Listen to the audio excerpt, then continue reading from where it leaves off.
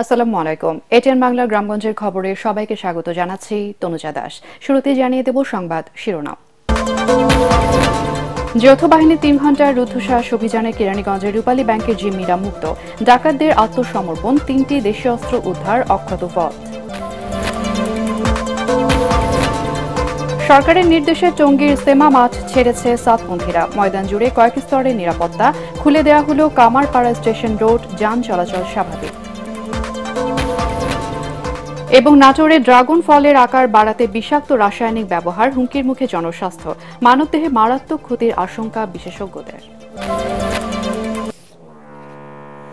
শুনছিলেন শিরোনাম, এবারে বিস্তারিত।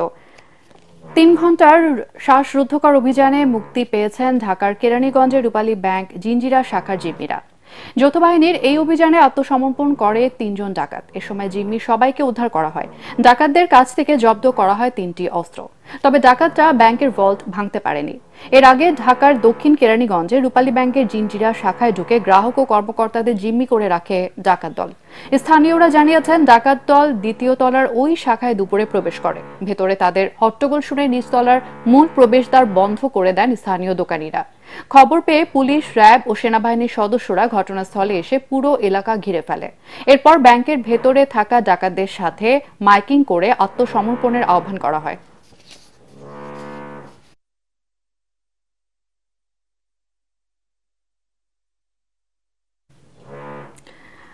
বগুড়া 6 আসনের সাবেক সংসদ সদস্য 13 মামলার আসামি রাগিবুল হাসান রিপুকে গ্রেফতার করেছে র্যাব। সংস্থাটির আইন ও গণমাধ্যম শাখার পরিচালক লেফটেন্যান্ট কর্নেল মুনিম ফেরদৌস জানান, নেত্রকোনার মোহনগঞ্জ পৌর এলাকার এতদিন আত্মগোপনে ছিলেন রাগিবুল হাসান রিপু। গোয়েন্দা তথ্যের ভিত্তিতে তাকে গত রাতে র্যাব 14 এর একটি দল গ্রেফতার করে। 2023 সালের 1 ফেব্রুয়ারি বগুড়া 6 সদর আসনের উপনির্বাচনে জয়ী হয়ে সংসদ সদস্য নির্বাচিত হন তিনি।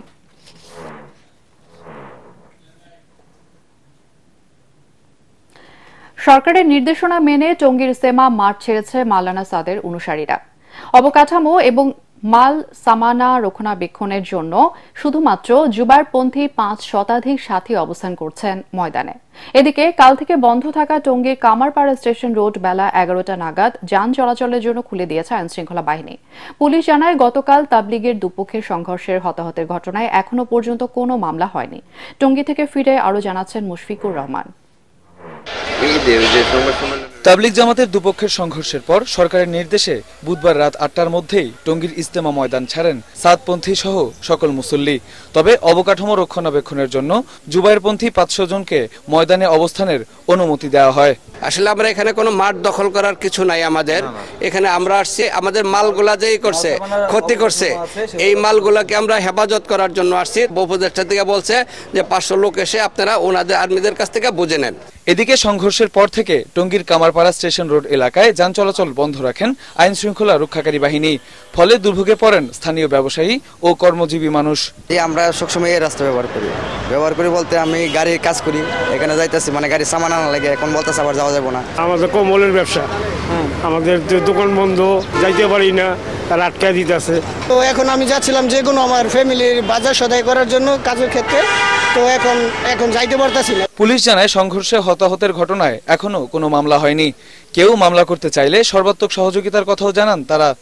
তাদের পরিবারের পক্ষ থেকে কেউ আমাদের কাছে মানে আইনগত সহায়তার জন্য কোনো অভিযোগ নিয়ে আসেনি। এদিকে বেলা 11টায় 144 ধারা তুলে নিলে যান চলাচল স্বাভাবিক হয়। মুশফিকুর রহমান, এটিএন বাংলা, টঙ্গী, গাজীপুর। টঙ্গীর ইস্তেমা মাঠে সাতপন্থীদের হামলায় 4 জন নিহতের প্রতিবাদে দেশের বিভিন্ন স্থানে বিক্ষোভ মিছিল হয়েছে। ঠাকুরগাঁয়ে মানববন্ধন ও প্রতিবাদ সভা করেছেন ওলামায়ে কেরাম সহ তৌহিদি জনতা।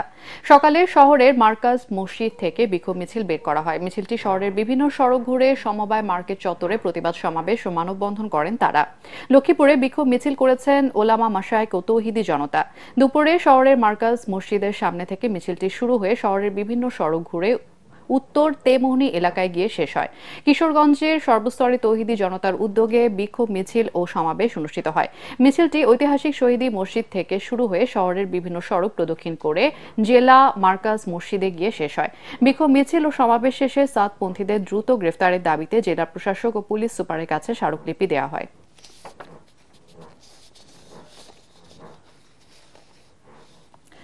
নির্বাচনের পুলসিরাত পার হতে হলে জনগণের সমর্থন ধরে রাখতে নেতাকর্মীদের সঠিকভাবে দায়িত্ব পালনের আহ্বান জানিয়েছেন বিএনপির ভারপ্রাপ্ত চেয়ারম্যান তারেক রহমান।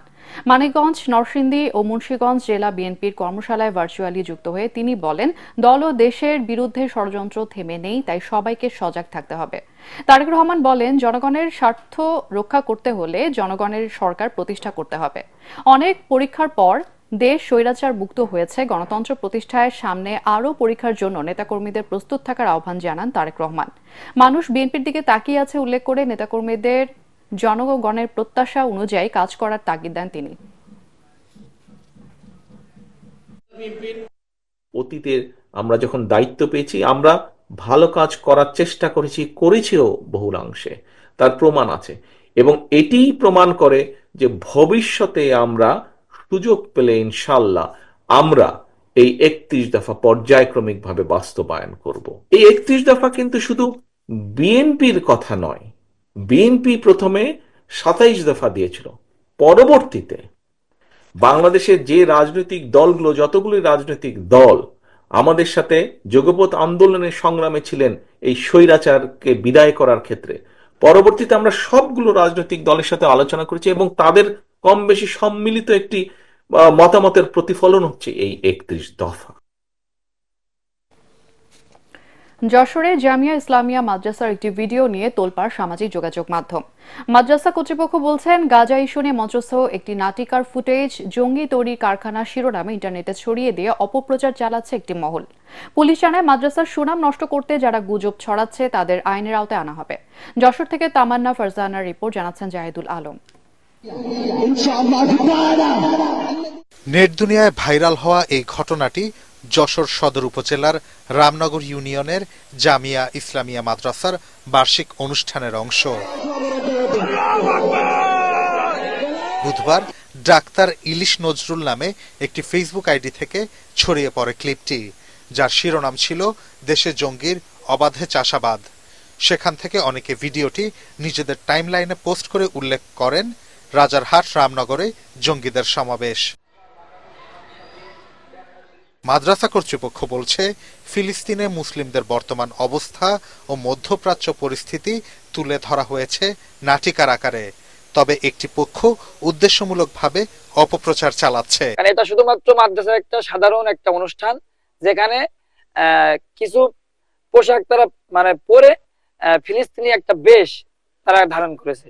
এই অস্ত্রগুলো তৈরি করা হয়েছিল আমাদের কাঠ এবং শোলা জাতীয় জিনিস দিয়ে, এবং ওর উপরে কালো টেপ দিয়ে পেঁচানো ছিল। এটা মূলত যে ধরনের করা হয়েছে, ছাত্রদেরকে শিক্ষা দেওয়া হয়েছে বহির্বিশ্বে যারা ফিলিস্তিনি ইসলামের উপরে বা মুসলমানদের উপর নির্যাতন করা হচ্ছে, একটা অভিনয় করে দেখানো হয়েছে। যারা এই ঘটনাটিকে ভুলভাবে উপস্থাপন করছে তাদের চিহ্নিত করার দাবি এলাকাবাসীর। আমরা জানি এই প্রতিষ্ঠান দীর্ঘদিন সুনামের সঙ্গেই পরিচালিত হয়, এখানে কোনো জঙ্গি সংগঠনের কোনো কার্যক্রম হয় না। আসলে এটা একটা ষড়যন্ত্রমূলক হয়েছে। এদিকে রাতেই মাদ্রাসায় অভিযান চালায় পুলিশ, জানায় প্রতিষ্ঠানটির সাথে কোনো জঙ্গি বা রাজনৈতিক দলের সংশ্লিষ্টতা নেই। ঘটনাটি কারা ভুলভাবে ছড়িয়েছে তাও খতিয়ে দেখার কথা জানান এই পুলিশ কর্মকর্তা। কেউ যদি বিভ্রান্তি ছড়িয়ে কোনো হীন উদ্দেশ্য চরিতার্থ করবার চেষ্টা করেন, তার বিরুদ্ধে তদন্ত সাপেক্ষে যথাযথ আইনানুগ ব্যবস্থা গ্রহণ করা হবে। 2012 সালে প্রতিষ্ঠিত মাদ্রাসাটিতে বিভিন্ন বিভাগে 500 জন শিক্ষার্থী লেখাপড়া করছেন। Bureau report, ATN Bangla. Chapainawabganj আদালত থেকে বিস্ফোরক, চাঁদাবাজি ও হত্যাসহ একাধিক মামলার আসামিদের জামিন দেয়া হচ্ছে অভিযোগ করে আদালত ঘেরাও কর্মসূচি পালন করেছেন বৈষম্য বিরোধী ছাত্র আন্দোলনের শিক্ষার্থীরা। সকালে নবাবগঞ্জ সরকারি কলেজ থেকে বিক্ষোভ মিছিল নিয়ে চিফ জুডিশিয়াল আদালতে ঢোকার চেষ্টা করেন তারা, কিন্তু প্রধান ফটকে আইনশৃঙ্খলা বাহিনীর কঠোর নিরাপত্তার কারণে তারা সেখানে কিছুক্ষণ অবস্থান নিয়ে আওয়ামী লীগ নেতাদের জামিন না দিতে বিচারকদের প্রতি অনুরোধ জানান। জেলা বৈষম্য বিরোধী ছাত্র আন্দোলনের আহ্বায়ক আব্দুর রহিম, সদস্য সচিব সাব্বির আহমেদ এবং মুখ্য সংগঠক মোত্তাসিন বিশ্বাস এ সময় বক্তব্য রাখেন।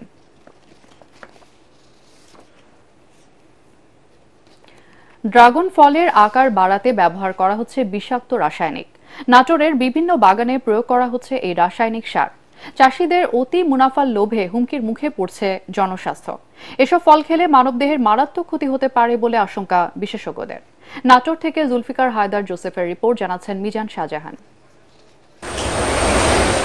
ড্রাগন গাছে ফল আসার 15 থেকে 18 দিনের মাথায় সবুজ ফলে স্প্রে করা হচ্ছে ড্রাগন টনিক নামের রাসায়নিক। জাত ভেদে এক একটি ড্রাগনের ওজন হওয়ার কথা 200 থেকে 500 গ্রাম পর্যন্ত, কিন্তু হরমোন স্প্রে করার পর সেই ফলের আকৃতি হয়ে যায় 700 গ্রাম থেকে 1.5 কেজি পর্যন্ত। আবার হরমোন দেয়া ফল গাছে রাখা যায় নির্ধারিত সময়ের চেয়ে অন্তত 1 সপ্তাহ বেশি। ফলে বেশি লাভের আশায় সেই পথেই হাঁটছেন ফল চাষিরা। আগে তো আমরা ন্যাচারাল ফল চাষ করছি, তাতে ফলের উৎপাদন কম হয়েছে, দামও ভালো পাইতাম। আমাদের দেশে ন্যাচারাল ড্রাগন উৎপাদন আমরা যারা কয়েকদিন গুটি কয়েক কিছু করছি, আমরা কিন্তু টিকে থাকতে পারছি না। ভারত থেকে চোরাই পথে আসছে বিষাক্ত কীটনাশক ড্রাগন টনিক। অসাধু বাগান মালিকদের হাত ঘুরে স্প্রে করা ড্রাগন ফল যাচ্ছে পাইকারি ও খুচরা ব্যবসায়ীদের হাতে। টনিক ড্রাগন হলো 120 থেকে শুরু করে 90 টাকা পর্যন্ত বেচাকেনা করলাম, আর যে ন্যাচারাল লালগুলো লোকাল যেগুলো ছিল ওগুলো বিক্রি করেছি 200 টাকা 220 টাকা। রাসায়নিক ব্যবহার করা এসব ড্রাগন ফল স্বাস্থ্যের জন্য ক্ষতিকর বলে জানিয়েছেন কৃষিবিদরা। ফল খেয়ে শরীরে যাতে ক্ষতিকর প্রভাব না পড়ে সে ব্যাপারে সবাইকে সতর্ক থাকার তাগিদ তাদের। এই টনিকটা আমাদের সীমান্ত এলাকায় কিছু অসাধু ব্যবসায়ী সারা দেশব্যাপী বাজারজাত করছে এবং আমাদের কিছু অতি মুনাফালোভী চাষি ভাইয়েরা এই টনিক ব্যবহার করে ড্রাগন উৎপাদন করছে। এই ড্রাগন খাওয়া আমাদের শরীরের জন্য অত্যন্ত ক্ষতিকর। জনস্বাস্থ্যের জন্য ক্ষতিকর এসব রাসায়নিকের ব্যবহার বন্ধ ও অবৈধ পথে দেশে ঢুকতে না পারে সে ব্যাপারে সরকার কঠোর পদক্ষেপ নেবে, এমনটাই প্রত্যাশা ভোক্তাদের। Bureau report, ATN Bangla. ঢাকায় শীতের তীব্রতা কমলেও উত্তরাঞ্চল সহ বিভিন্ন জেলায় রয়েছে কনকনে ঠান্ডা। চুয়াডাঙ্গায় সকাল 9টায় সর্বনিম্ন তাপমাত্রা রেকর্ড করা হয় 11.8 ডিগ্রি সেলসিয়াস। হালকা কুয়াশার সাথে বয়ে যাচ্ছে উত্তরের হিমেল বাতাস। এ কারণে জনদুর্ভোগ বেড়েছে। বেলা বাড়ার সাথে সাথে রোদ উঁকি দিলেও উষ্ণতা ছড়াতে পারছে না। হাসপাতালে বেড়েই চলেছে শীতজনিত রোগীর সংখ্যা। এদিকে পৌষের শীত আর কুয়াশার দাপটে সীমান্তবর্তী জেলার শেরপুরের স্বাভাবিক জীবনযাত্রায় ছন্দপতন ঘটছে। উত্তরের কনকনে বাতাসে বেড়েছে শীতের তীব্রতা। সন্ধ্যা থেকে সকাল পর্যন্ত বৃষ্টির মতো ঝরছে কুয়াশা।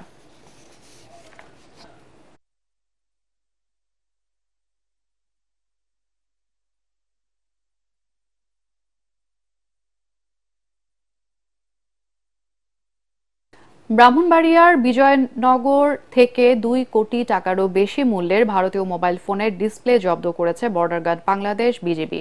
ব্রাহ্মণবাড়িয়া ট্রানজিট ক্যাম্পের একটি বিশেষ টহল দল গতরাতে বিজয়নগর উপজেলার আমতলী এলাকায় অভিযান চালিয়ে সীমান্ত দিয়ে অবৈধভাবে ভারত থেকে আনা 6,110 পিস মোবাইল ফোনের ডিসপ্লে জব্দ করে। এর আনুমানিক মূল্য 2,08,60,000 টাকা বলে জানিয়েছে বিজিবি। সকালে 25 বিজিবি সরাইল ব্যাটালিয়নের অধিনায়ক লেফটেন্যান্ট কর্নেল ফারা মোহাম্মদ ইমতিয়াজ এক সংবাদ বিজ্ঞপ্তিতে এসব তথ্য জানান।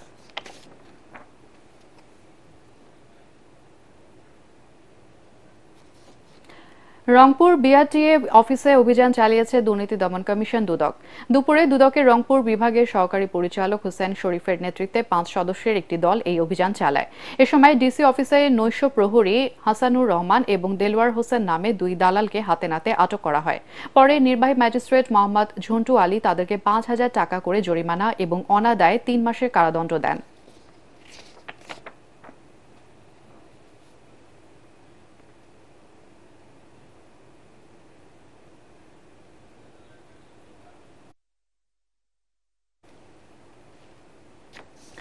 রংপুরে গরিব ও দুস্থদের মাঝে কম্বল বিতরণ করেছে জামাত ইসলামী মহানগর শাখা। নগরীর বড়বাড়ি বয়েজউদ্দিন হাই স্কুল মাঠে 5 শতাধিক মানুষের মাঝে এসব কম্বল বিতরণ করা হয়। জামাতের কেন্দ্রীয় সহকারী সেক্রেটারি জেনারেল মাওলানা আব্দুল হালিম, রংপুর মহানগর আমির উপাধ্যক্ষ এটিএম আজম খান এবং সেক্রেটারি জেনারেল আনোয়ারুল হক কাজল সহ অন্যান্য নেতারা এই সময় উপস্থিত ছিলেন।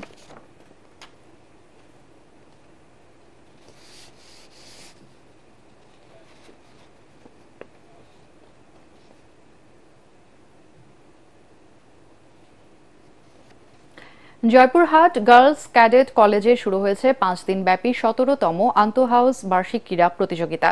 সকালে প্রতিযোগিতার উদ্বোধন করেন কলেজের অধ্যক্ষ ক্যাপ্টেন এম ইসমাইল আরমান। এ সময় ক্যাডেটদের সুসজ্জিত কুচকাওয়াজ অনুষ্ঠিত হয়। প্রতিযোগিতায় 29টি ইভেন্টে 3টি হাউসের শতাধিক ক্যাডেট অংশ নিচ্ছেন।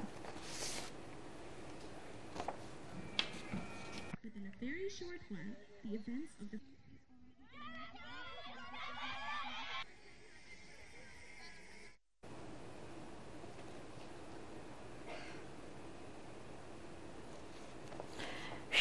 ঝিনাইগাতিতে বুদ্ধি প্রতিবন্ধী এবং অটিস্টিক শিশুদের ক্রীড়া প্রতিযোগিতা এবং আনন্দ উৎসব অনুষ্ঠিত হয়েছে।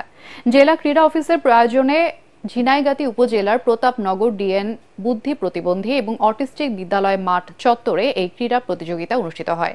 এতে ৪৩ জন ছেলে এবং ২৫ জন মেয়ে প্রতিযোগী অংশ নেয়। উৎসবে শিশুরা সঙ্গীত ও নৃত্য পরিবেশন করে। পরে খেলায় অংশ নেওয়া শিশুদের হাতে পুরস্কার তুলে দেন অনুষ্ঠানের অতিথিরা।